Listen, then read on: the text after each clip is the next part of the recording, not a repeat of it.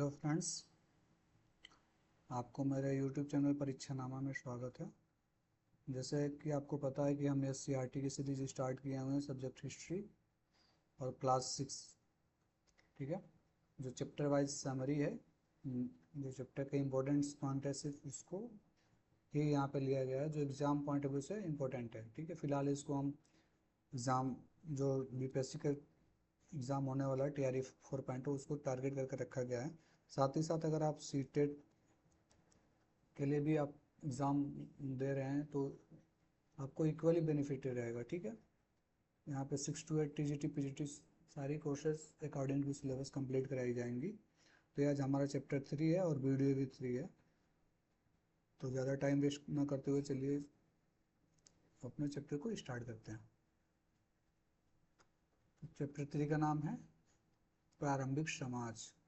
ठीक है, इस चैप्टर के जो इम्पोर्टेंट पॉइंट है यहाँ पे मेंशन किए गए हैं। जैसे पहला पॉइंट है हमारा कि मध्य प्रदेश में भीमबेटका, ये काफ़ी इम्पोर्टेंट है। भीमबेटका कहाँ है? तो मध्य प्रदेश में एक गुफा है।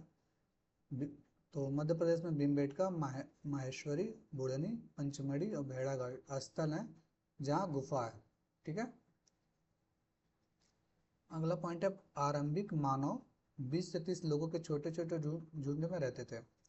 क्योंकि एग्जामिनर आजकल क्वेश्चन सेंटेंस वाइज पूछने लगे हैं। टीआरई के जो एग्जाम हुए अभी, दो जो एग्जाम हो चुके हैं, दो तीन सॉरी तीन तो हो चुके हैं, 3.0 का रिजल्ट आंसर किया आना स्टार्ट हो गए हैं। तो अब एग्जामिनर पूछ सकता है कि जो प्रारंभिक मानव समाज था वो एक साथ 20 से 30 लोगों का झुंड होता था, या फिर एक साथ 40-50 लोगों का झुंड होता था, या फिर 50-60 लोगों का झुंड होता था, या फिर 60-70 लोगों का झुंड होता था। ऐसे ऐसे मतलब एक एक शब्द को चेंज करके और वो ऑप्शन बना रहे हैं। तो आपको एक एक जो माइनर बातें हैं, बिंदु हैं, उस पर भी आपको विशेष ध्यान देना पड़ेगा। ठीक है, अगला पॉइंट है कि आरंभिक मानव जानवरों की खाल साफ करके एवं पेड़ों की पत्तियां तथा उसके छाल जो होते थे, पेड़ के जो छाल होते थे, उससे क्या करते हैं, वो अपने शरीर को ढकते थे। ठीक है, ताकि वो गर्मी और ठंडी से अपने शरीर का बचाव कर सकें। अगला पॉइंट है आदिमानव को लोहा, तांबा और धातु का ज्ञान नहीं था। प्रारंभिक टाइम में तो इसको मनुष्य को लोहे और यानी किसी भी धातु का ज्ञान नहीं हुआ था। वो क्या करता था, लकड़ी और जानवरों की हड्डी और तथा पत्थरों से वो अपना क्या करता था, औजार बनाता था। ठीक है, यानी कि धातु को उसको ज्ञान नहीं था। उसके अनेक औजार जो होते थे पत्थर, जानवर की हड्डी व सींग लकड़ी के बने होते थे। ठीक है, अगला पॉइंट है शिकारी लोग गुफा के अंदर दीवारों पर रंगीन चित्र बनाते थे। ठीक है, क्या करते थे, रंगीन चित्र बनाते थे। जो भीमबेटका कहाँ है? तो मध्य प्रदेश में। ये भी हम लोग ने यहाँ पढ़ा है, मध्य प्रदेश में। भीमबेटका की गुफाओं में चित्र बने मिले हैं जो ज्यादातर बैल, गाय, भैंस, हिरण इत्यादि के चित्र हैं। ठीक है, तो भीमबेटका की गुफाओं में रंगीन चित्र मिले हैं जिसमें ज्यादातर हमें जानवरों के चित्र देखने को मिलते हैं कि शिकार करते हुए जानवर के चित्र है, या फिर सिंगल कोई जानवर बना हुआ है। इस तरह के चित्र हमें देखने को मिलते हैं। अगला पॉइंट है हमारा कि पैसरा पैसरा जो स्थल है वो बिहार के मुंगेर जिले में स्थित है। ठीक है, तो एग्जामिनर पूछ सकता है कि पैसरा किस जिले में स्थित है? तो मुंगेर ऑप्शन में रख सकता है, चंपारण रख सकता है, पटना रख सकता है। इसके अलावा भी और सारे जिले हैं, उसमें से किसी का भी नाम नहीं रख सकता है, या रख सकता है। ठीक है, इसके अलावा यहाँ पर आरंभिक मानव से संबंधित पुराने स्थल मिले हैं। ठीक है, इस स्थान पे जो है आरंभिक मानव से संबंधित पुराने स्थल मिले हैं।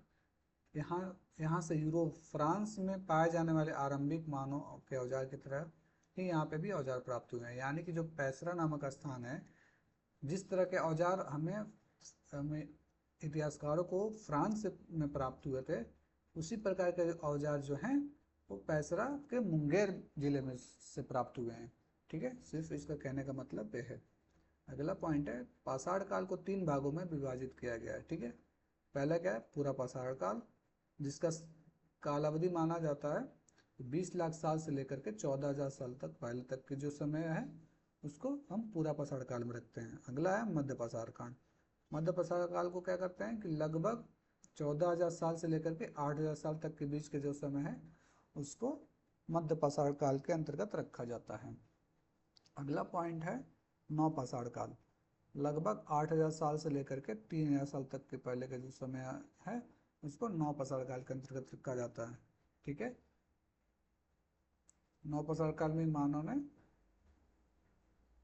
मतलब मानव अच्छे तरह से डेवलप कर चुके थे। ये आगे हम अब पढ़ेंगे। अगला पॉइंट है पूरा पाषाण काल में लोग शिकारी और भोजक संग्राहक के रूप में अपना जीवन व्यतीत करते थे। क्या करते थे? शिकार करते थे जानवरों का और उसके मांस को खाते थे और भोजन संग्रह थे। ठीक है, उन्हें आग का आविष्कार एवं अस्थायी आवास इसी काल में शुरू किया है। जो पूरा पाषाण काल का काल है उन्होंने इसमें आग का आविष्कार कर लिया था। और अस्थाई यानी एक जगह, अस्थाई आवास मतलब होता है किसी एक स्थान पर परमानेंट बस बस जाना। ठीक है, तो प्रक्रिया शुरू हो चुकी थी। मध्य पाषाण काल, मध्य पाषाण काल में पत्थर के औजार अच्छे औजार बनने लगे थे। जो मतलब पूरा पाषाण काल में जो औजार बेढंगे थे और बहुत ही भारी भरकम देखने में लगते थे, उनका आकार अब क्या हुआ, थोड़े से अच्छे होने लगे मध्य पाषाण काल में। ठीक है, तो ये दो चैप्टर जो आपका 3 है, इस चैप्टर 3 में सिर्फ इतने ही इंपॉर्टेंट पॉइंट मिले। ठीक है, तो अगर आपको वीडियो पसंद आया तो इसको ज़रूर लाइक करें और अपने इस पर कमेंट करके बताएं कि आपको कैसा लगा, और अपने दोस्तों के साथ भी शेयर करें। और मेरे यूट्यूब चैनल को आप ज़रूर सब्सक्राइब करें, परीक्षा नामा। ओके फ्रेंड, धन्यवाद।